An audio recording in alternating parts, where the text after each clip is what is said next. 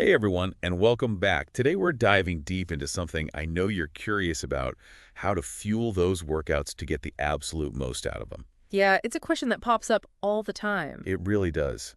And we're tackling it head on today. Should you eat breakfast before you exercise? It's one of those things, right? So much debate, especially now with all the talk about intermittent fasting. You're telling me it feels like everyone and their dog has an opinion on IF these days. So we decided to skip the speculation and go straight to the experts. Exactly, cut through the noise. Exactly. We've got insights from Dr. Stacy Sims. She's amazing, by the way, a real powerhouse when it comes to biohacking and nutrition. Love her work. And we've also got Sergey Putsov, a weightlifting pro, who really knows how to squeeze every ounce of performance out of his training. Results speak for themselves. And last but certainly not least, Edwina Jenner, a personal trainer and health coach who sees this firsthand with her clients every single day. So we're not dealing with just theory here. Absolutely not. This is real-world stuff. Yeah. And what I found really interesting is that their advice, it's not your typical one-size-fits-all. For example, Dr. Sims, she's all about how intermittent fasting can be amazing for your overall health. Which a lot of research backs that up. Totally. Especially, she says, if you're not someone who's like pounding the pavement every day. Right, if you're mostly sedentary. Exactly.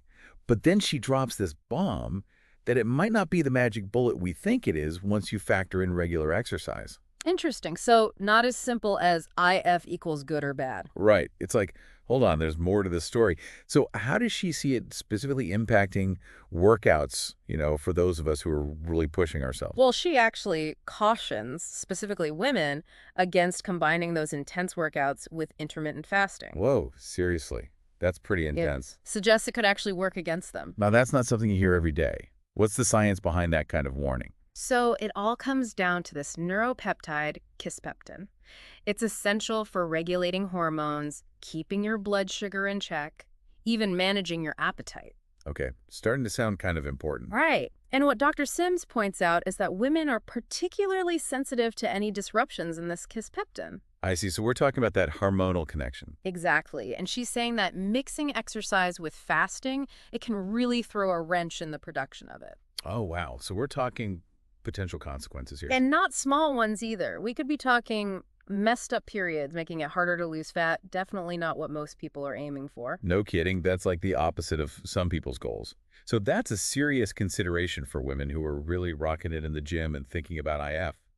What about the guys, though? Does Dr. Sims give them the green light? This is where that "it depends" rears its head again. Figures there's always an it depends, isn't there? Right.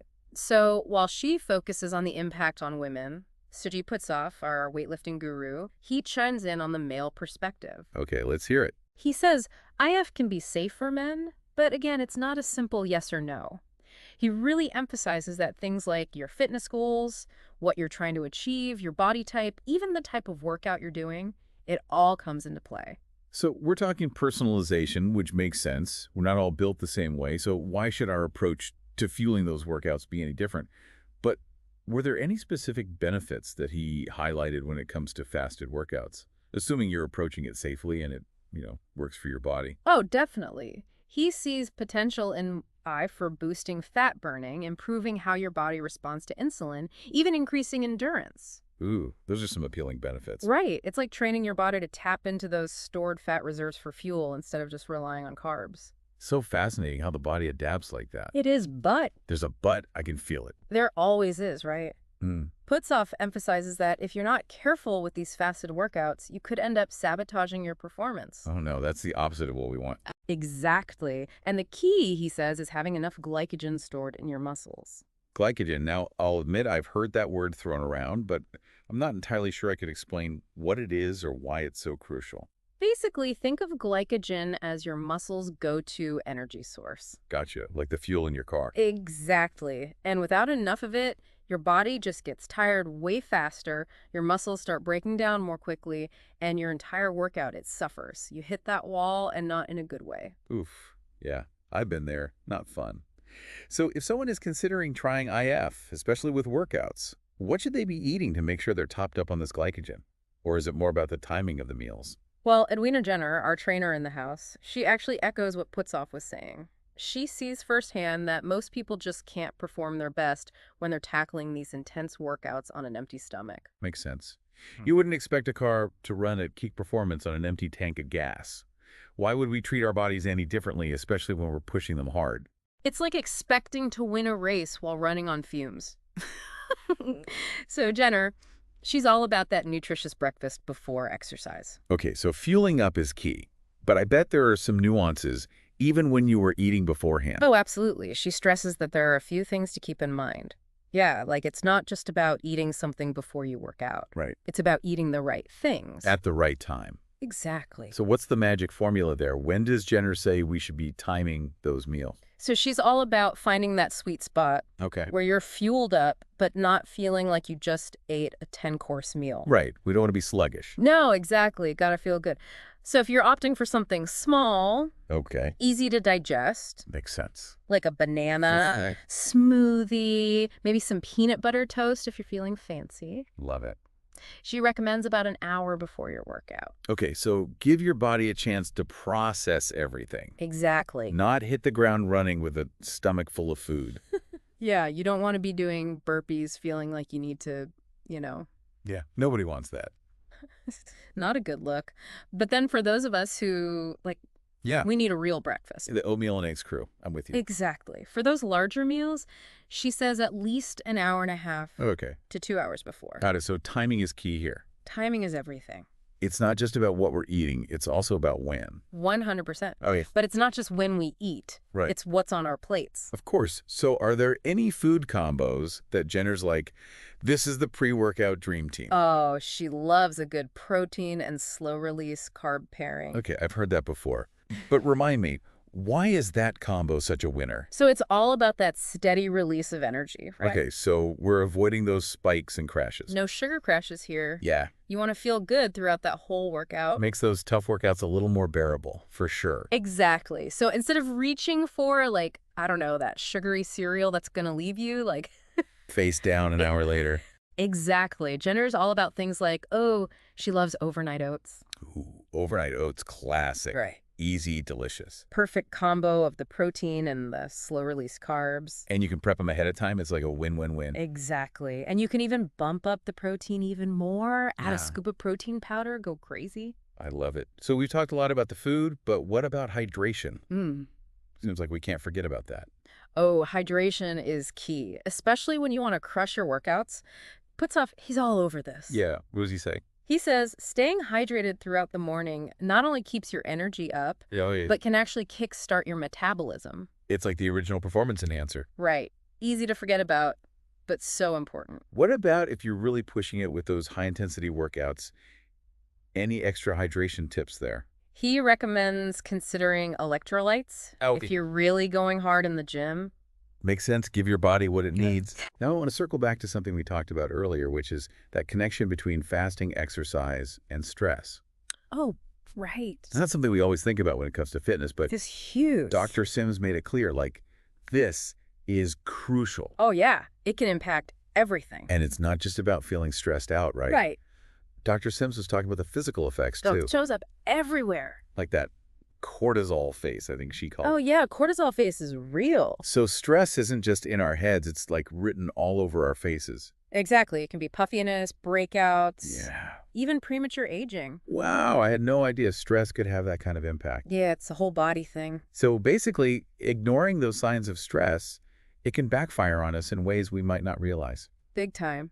And this is something to be even more mindful of if you've got any underlying health conditions going on, or you're going through something like menopause, hormonal changes. So important to listen to your body, especially during those times. It all comes back to that personalization. Right, figuring out what works for you. Exactly. This has been so eye-opening. We've covered so much. I know, right? The science behind how our bodies use fuel, what to eat, when to eat it. The when, the what, the why. So before we wrap up, Yeah. What's the key takeaway you want listeners to walk away with?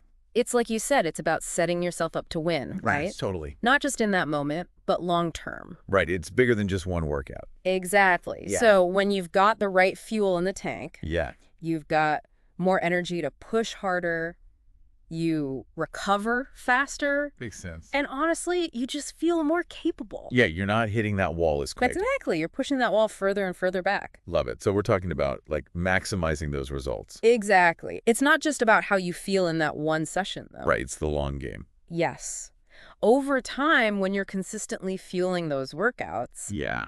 it can actually help you build muscle more effectively. Yeah. Yeah, improve your body composition, even enhance your overall fitness level. Wow. So it's like a ripple effect. Exactly. It impacts everything. It's not just about avoiding that bonk at the gym. It's about making sure we are getting like the absolute most out of every single workout. Exactly. Squeeze all the juice out of it. I love it. But on the flip side, then, what happens when we don't fuel those workouts? We've talked about cortisol, Right? but are there other risks that we should be aware of if we're consistently like hitting the gym on empty? Absolutely, yeah. Consistently pushing your body without the proper fuel Okay. can lead to, like, a whole bunch of not so fun consequences. Like what?